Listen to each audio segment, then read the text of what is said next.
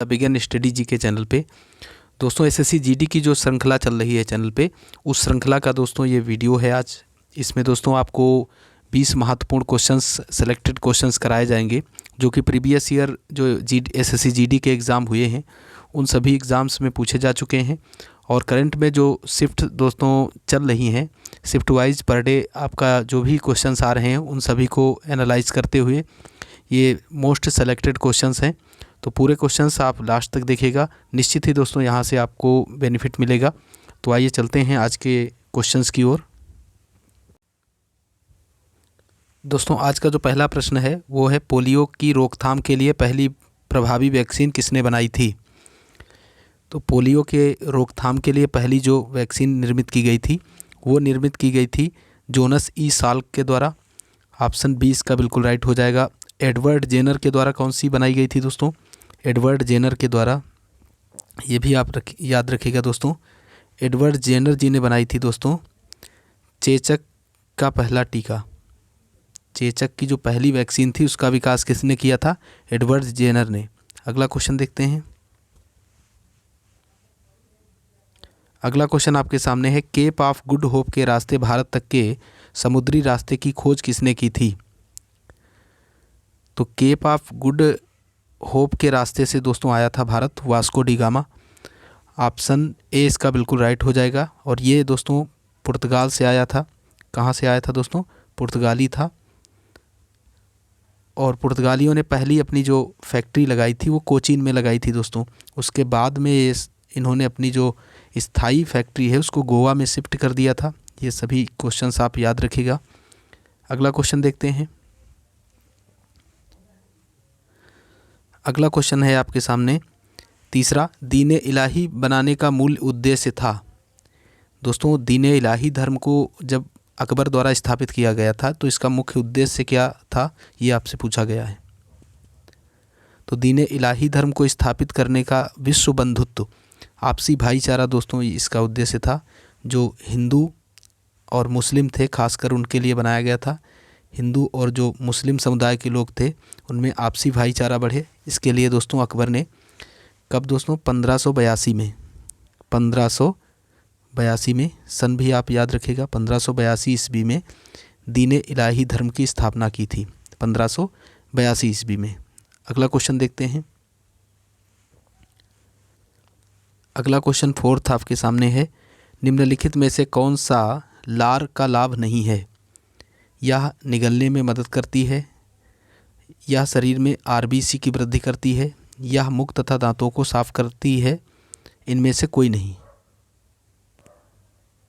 तो इसका जो राइट आंसर है वो हो जाएगा ऑप्शन बी दोस्तों, यह आरबीसी की वृद्धि करती है, ये इसका राइट आंसर हो जाएगा। अगला क्वेश्चन देखते हैं।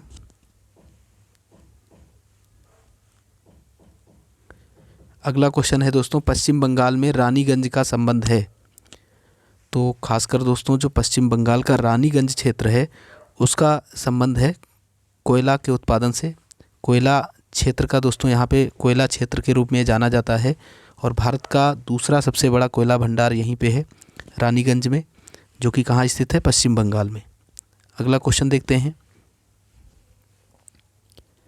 अगला क्वेश्चन है, ड्रेन का सिद्धांत, द थ्योरी ऑफ ड्रेन किसने प्रतिपादित किया था?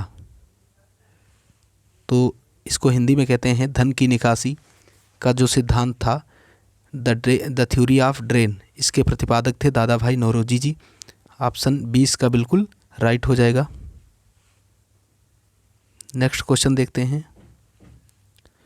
अगला क्वेश्चन आपके सामने है, सबसे अधिक अपवर्तनांक वाला आँख का अंग है।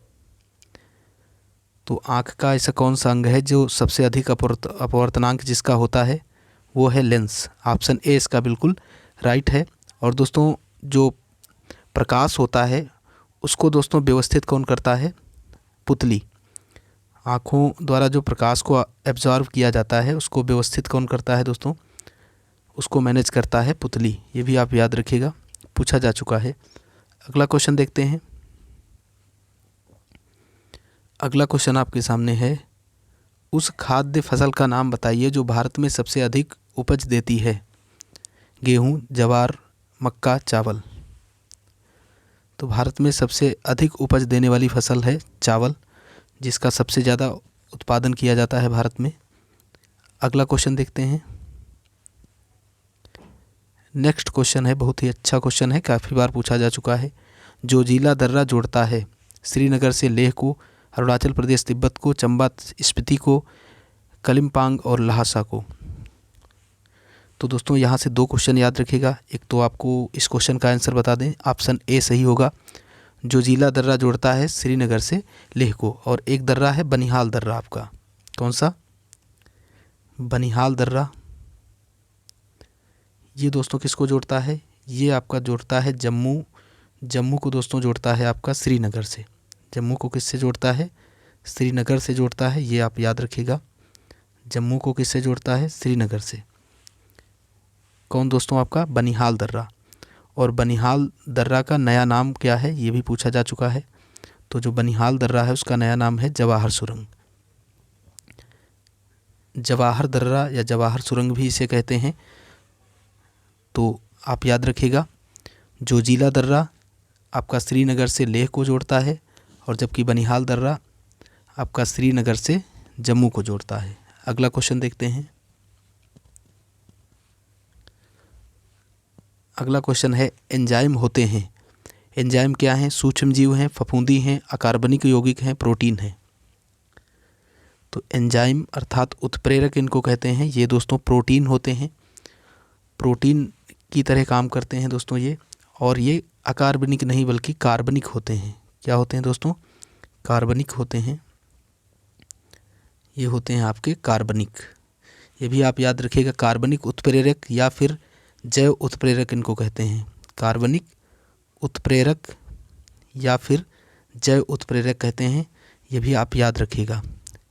जैव एवं कार्बनिक उत्प्रेरक इनका नाम होता है। अगला क्वेश्चन देखते हैं। अगला 11वां क्वेश्चन है, निम्नलिखित में से कौन सी नियुक्ति भारत के राष्ट्रपति के अधिकार में नहीं है? भारत का मुख्य न्यायाधीश, अध्यक्ष वित्त आयोग, थल सेना अध्यक्ष, लोकसभा का अध्यक्ष। तो इसमें जो लोकसभा का अध्यक्ष होता है दोस्तों, ऑप्शन टी इसका बिल्कुल राइट होगा। उसका दोस्तों उसकी जो नियुक्ति होती है वो लोकसभा के सदस्यों के द्वारा ही होती है। जो लोकसभा के सदस्य होते हैं दोस्तों, वो इसकी नियुक्ति करते हैं, उनके द्वारा चुना जाता है लोकसभा का अध्यक्ष। अगला क्वेश्चन देखते हैं। अगला क्वेश्चन है, निम्नलिखित में से कौन सा दर्द का निवारण करता है? प्रतिजैविक, एनाल्जेसिक या फिर एंटीपायरेटिक या फिर डिसिनफेक्टेंट। तो दर्द निवारक के रूप में जाना जाता है आपका एंटीपायरेटिक। एंटीपायरेटिक होता है। ऑप्शन सी इसका बिल्कुल राइट होगा। अगला क्वेश्चन देखते हैं। अगला क्वेश्चन है दोस्तों, कटरीना नाम दिया गया है उपग्रह को, तारे को, ऊष्मा तरंग को, प्रभंजन को।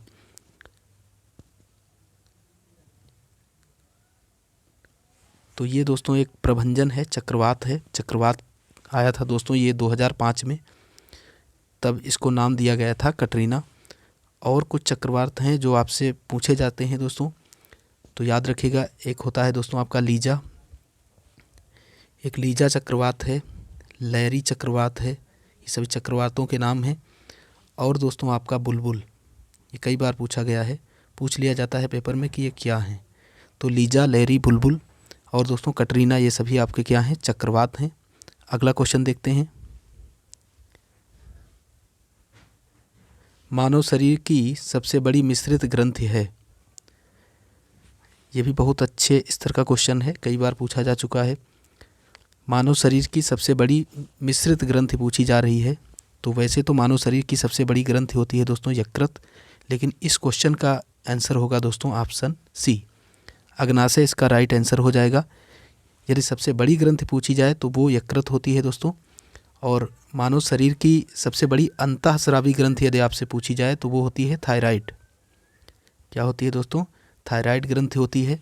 ये भी आप याद रखिएगा। तो 3 क्वेश्चन यहाँ से ग्रंथि से आपके कंप्लीट हो जाएंगे। सबसे बड़ी ग्रंथि यकृत, सबसे बड़ी मिश्रित ग्रंथि अग्नाशय, और सबसे बड़ी अंतःस्रावी ग्रंथि पूछा जाए तो थायराइड। अगला क्वेश्चन देखते हैं। पहले अविश्वास प्रस्ताव और दूसरे अविश्वास प्रस्ताव के बीच कितना अंतर होना चाहिए। तो दोस्तों आपको थोड़ा सा बेसिक बताते हैं। इसमें जो अविश्वास प्रस्ताव होता है दोस्तों, एक सत्र में एक ही बार लाया जा सकता है।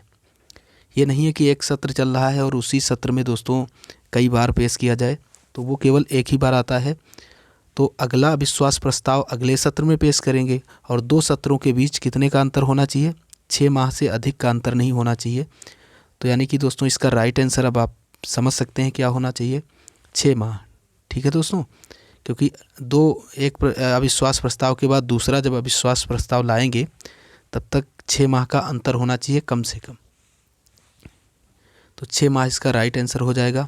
और याद रखिएगा, सबसे ज़्यादा बार दोस्तों अविश्वास प्रस्ताव का सामना किसको करना पड़ा था, जो हमारी पूर्व पीएम थी, पूर्व पीएम दोस्तों इंदिरा गांधी जी। सबसे ज़्यादा बार दोस्तों इन्हीं के कार्यकाल में अविश्वास प्रस्ताव लाया गया। कितनी बार दोस्तों, करीब 15 बार। 15 बार इनको अविश्वास प्रस्ताव का सामना करना पड़ा। और सबसे पहली बार अविश्वास प्रस्ताव कब लाया गया था, ये भी आप याद रखिएगा, 1963 में।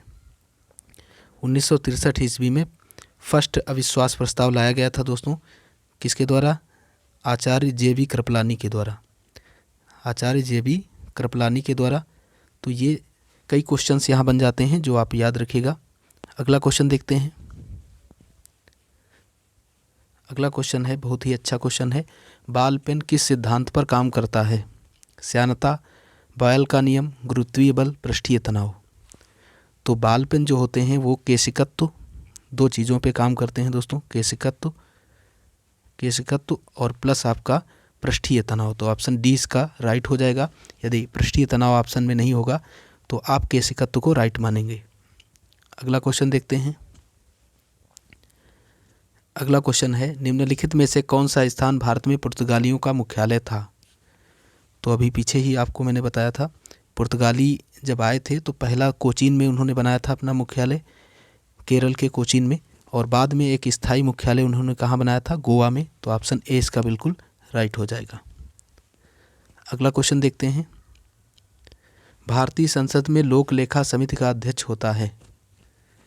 तो दोस्तों भारतीय जो संसद होती है उसमें लोक लेखा समिति का जो अध्यक्ष होता है वो दोस्तों होता है विपक्ष दल का जो नेता होता है उसे चुना जाता है लोक लेखा समिति का अध्यक्ष।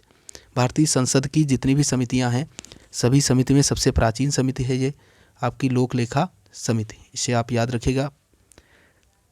और इसमें 22 सदस्य होते हैं। कितने होते हैं, टोटल 22 सदस्य होते हैं इस समिति में। 7 होते हैं आपके दोस्तों, आप नोट कर लीजिएगा, 7 सदस्य इसमें होते हैं दोस्तों। 15 सदस्य होते हैं लोकसभा से, 7 आपके राज्यसभा से और प्लस 15 सदस्य क्या होते हैं लोकसभा से। ये आप याद रखिएगा दोस्तों। और दोस्तों ये सबसे प्राचीन समिति है और प्राक्कलन समिति को इसकी जुड़वा बहन के रूप में जाना जाता है। कौन सी समिति को, प्राक्कलन समिति को इसकी जुड़वा बहन कहा जाता है। ये भी कई बार क्वेश्चन पूछा गया है। अगला क्वेश्चन देखते हैं।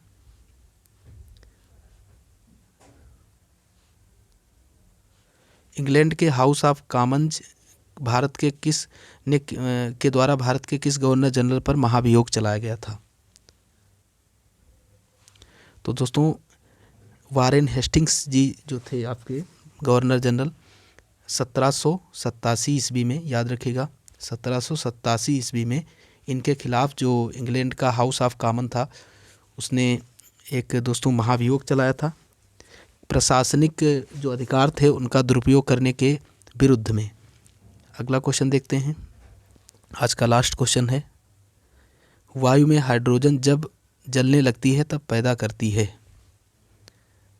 तो वायु में यदि हाइड्रोजन का दहन होता है तो दोस्तों उत्पन्न होता है आपका जल, और या तो फिर H2O2 हाइड्रोजन परऑक्साइड, ये दोनों चीज़ें बनती हैं H2O या फिर H2O2। तो दोस्तों आज का सेशन ये यहीं पे समाप्त होता है। आशा करता हूँ दोस्तों आपको पसंद आया होगा। दोस्तों यदि आपको पसंद आया है तो आप इसे ज़्यादा से ज़्यादा लोगों के पास शेयर कीजिए और चैनल को यदि अभी तक नहीं सब्सक्राइब किया हो तो सब्सक्राइब ज़रूर कर लीजिए, क्योंकि निश्चित ही यहाँ से दोस्तों आपको बहुत अच्छे लेवल के क्वेश्चंस जो जीएस के हैं वो कराए जा रहे हैं, जिससे आपकी जीएस और स्ट्रांग हो और ज़्यादा से ज़्यादा आप जीएस में क्वेश्चंस को सॉल्व कर सके पेपर में। तो आई होप दोस्तों आपको ये वीडियो पसंद आई होगी। वीडियो पूरा लास्ट तक देखने के लिए बहुत बहुत धन्यवाद। जय हिंद, जय भारत।